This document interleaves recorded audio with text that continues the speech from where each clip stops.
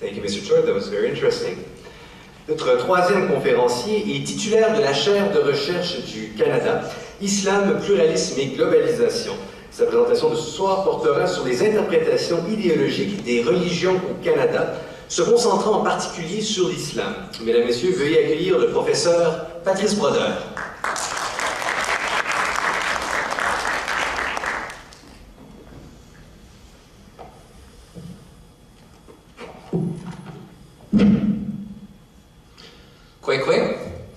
Good evening, bonsoir. Ça me fait plaisir d'être ici ce soir et j'aimerais d'abord commencer en pensant que dans un monde idéal, on vivrait dans une interdépendance parfaite entre les humains d'un côté et toutes les formes animales et végétales et tout l'environnement naturel qui nous soutient en tant qu'être humain.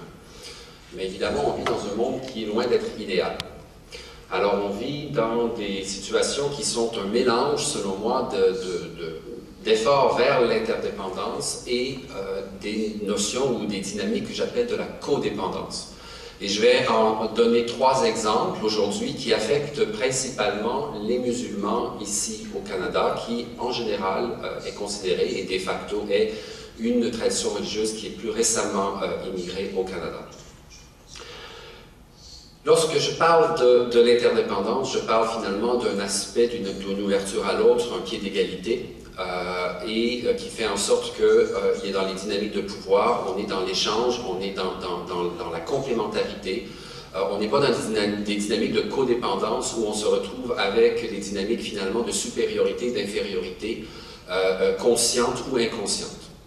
Alors, lorsque je parle de codépendance, je parle de ces dynamiques où l'un se sent supérieur à l'autre et justifie son comportement sur la base du fait que l'autre est évidemment, entre guillemets, inférieur. Il y a 3 dimensions de codépendance, entre autres, qui affectent la réalité canadienne, et c'est aussi dans d'autres pays, entre autres occidentaux, mais vous pourrez penser que c'est aussi de façon plus large à l'échelle mondiale.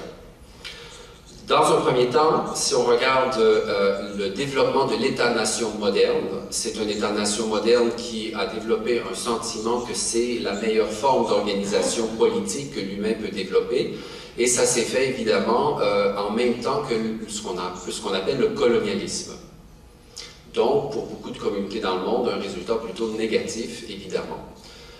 Et c'est dans la période postcoloniale qu'ont émergé le reste des États-nations à travers la planète, qui donc sont, dans une certaine mesure, des reproductions, des structures de l'État-nation moderne, avec sa tendance vers les efforts d'en faire un État de droit, avec des pratiques qui tendent vers de plus en plus de degrés de démocratie, etc., etc. Voilà.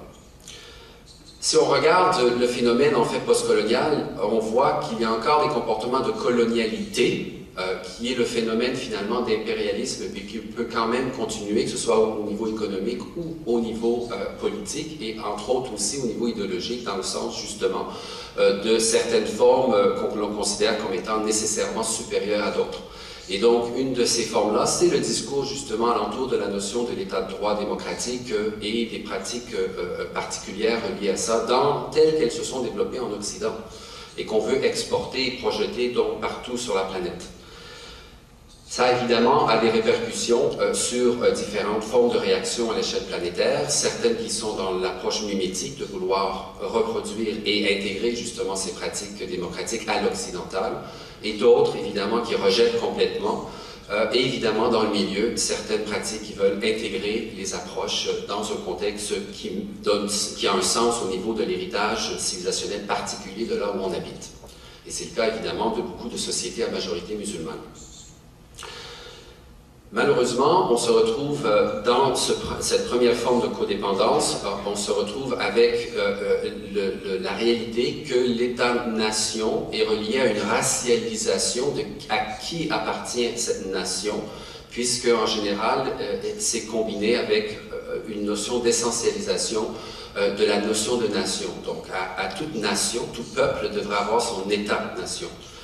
Et tout peuple ou tout État-nation qui est pluriel au niveau de sa composition internationale, dans le sens que plus qu'un peuple, se retrouve avec des grands défis justement à savoir si on peut vraiment gérer de façon pluraliste cet État-nation avec une diversité de sous-groupes avec différents degrés de discours idéologique national. Et je crois que le Canada vit cette tension tant au niveau, je dirais, des rapports entre le Canada, la notion de l'imaginaire du Canada, et celle reproduite de la même façon au niveau du Québec dans le discours des souverainistes québécois. Mais de plus en plus, on la retrouve également au sein de, bon, dans certains courants de l'Ouest canadien, mais beaucoup plus important dans certains milieux autochtones où on revendique une idéologie de nationalisme autochtone à l'échelle des réserves et des territoires évidemment beaucoup plus larges et donc contestés par rapport à la souveraineté tant québécoise que canadienne selon les régions du pays.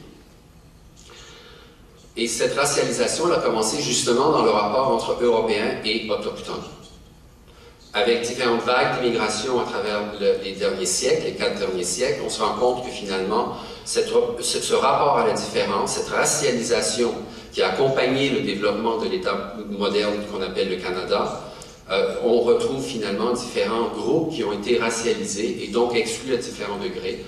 D'abord et avant tout les Autochtones, et on continue d'avoir ce rapport problématique encore au niveau structurel et aussi au niveau des perceptions de certains individus. Ensuite, il y a différentes couches. À certains moments donnés, dans l'époque des rapports, c'est devenu aussi le fait d'une racialisation des francophones par rapport aux anglophones qui ont pris le pouvoir à partir de 1759. Ensuite, on a différentes couches qui sont venues, donc que ce soit les Juifs, que ce soit différentes formes d'orthodoxie chrétienne, que ce soit des Noirs, que ce soit plus récemment, évidemment, les musulmans. Alors, on se retrouve avec comme une hiérarchisation, des couches sédimentaires de différentes formes de nouveaux arrivés qui ont été exclus ou racialisés dans un pattern qui, lui, se reproduit de génération en génération pour certains membres, et souvent majoritaires, de ce qu'on appelle la communauté canadienne. Donc ça, c'est une première forme de codépendance.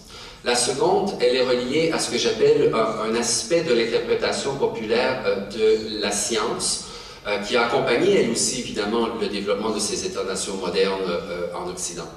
Et c'est ce que beaucoup de chercheurs appellent maintenant le scientisme. C'est une façon réductionniste et essentialiste d'interpréter la science à travers un prisme où la rationalité devient le rationalisme. Autrement dit, il faut, tout est, si c'est pas rationnel, alors il n'y a pas de place pour rien d'autre au niveau des approches possibles.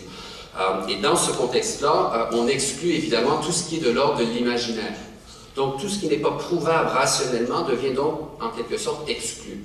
Et donc tout ce qui s'appelle vision du monde religieuse et spirituelle qui ont des dimensions de mythologie sont de facto considérées comme soit, si on est gentil, suspectes, ou sinon problématiques et même rejetées ou exclues. Donc, le rapport au religieux, de façon générale, devient problématique souvent lorsqu'on est dans cette logique du rationalisme à outrance, je dirais, issue d'une approche qui se veut scientiste. Donc ça, c'est une deuxième codépendance que l'on retrouve encore aujourd'hui et que certains de mes étudiants qui ont une dimension importante d'identité religieuse se plaignent des fois que dans certains de leurs cours à l'Université de Montréal, ils vont rencontrer justement encore ce langage scientiste dans des cours d'anthropo ou de sociaux, etc. Aujourd'hui. Donc, c'est pas comme si c'était juste une question du passé. La troisième forme pour moi de codépendance est ce que j'appellerais la notion qui s'est développée en Occident. Une de nos valeurs, c'est la question de l'égalité femmes-hommes. Et lorsqu'on parle de cette égalité, évidemment, tout ce qui ne rejoint pas notre perception de cette égalité dans l'esprit populaire est donc problématique et donc est à combattre et devient donc justement quelque chose qui est à rejeter.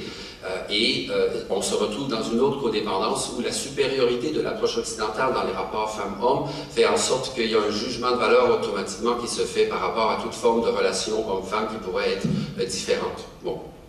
Et c'est là que, si vous comprenez évidemment le lien avec différents ports de vêtements pour des femmes musulmanes, entre autres, il y a souvent des projections qui se font à partir de l'histoire occidentale, et à partir de là, différentes formes de perception ou de jugement rapide de ce que ça voudrait donc dire que de porter le hijab, par exemple, qui voudrait automatiquement dire ou ne pourrait que dire que c'est une forme d'oppression de la femme musulmane par rapport à l'homme, etc., etc.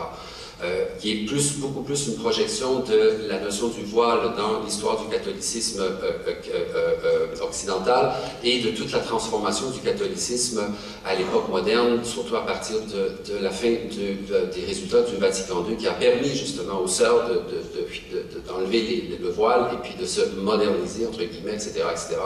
Et l'utilisation du mot voile dans notre milieu occidental se rapporte énormément à cette projection de l'histoire particulière du catholicisme occidental. Si vous mettez évidemment ces trois codépendances ensemble, vous allez pouvoir comprendre pourquoi est-ce qu'il y a une montée de l'islamophobie, parce que le stéréotype va très très bien dans les trois cas, que ce soit l'immigrant musulman avec une religion qui, elle, de par la couverture médiatique que l'on reçoit, est souvent associée à des régimes non démocratiques, etc., etc. Quoique la réalité, on pourra en discuter plus tard, est beaucoup plus nuancée et diversifiée de par le monde, de par le monde où on retrouve la majorité des musulmans. Et il y a cette notion que l'islam, évidemment, c'est un monde religieux, donc, qui ne peut pas supposément avoir de lien avec la rationalité, finalement, qui s'est développée en Occident, dans les philosophies occidentales. Et troisièmement, que, évidemment, le traitement, vous le savez, des femmes musulmanes par les hommes musulmans, on le sait, c'est inégal, donc là aussi c'est problématique. Donc, si vous combinez ces trois éléments de codépendance dans une approche de majoritaire en milieu occidental, et en particulier au Canada, et ce que moi je vis particulièrement en milieu franco-québécois, je peux vous dire que c'est des codépendances qui font qu'il y a un discours qui est presque coulé dans le béton, qui est énormément difficile à déconstruire pour arriver à surmonter ce genre de stéréotypes qui alimentent justement ce problème d'islamophobie que confrontent évidemment les musulmans, qu'ils soient de première ou deuxième ou même 3e et 4e génération à travers le pays. Alors, je m'arrête sur cette notion de rapport entre ces trois codépendances pour vous donner justement un aperçu général de cette recherche que je fais pour comprendre d'où vient justement cet accroissement rapide de l'islamophobie dans un pays où finalement on n'a eu que très peu de relations historiquement avec différentes communautés du monde musulman de par le monde. Merci.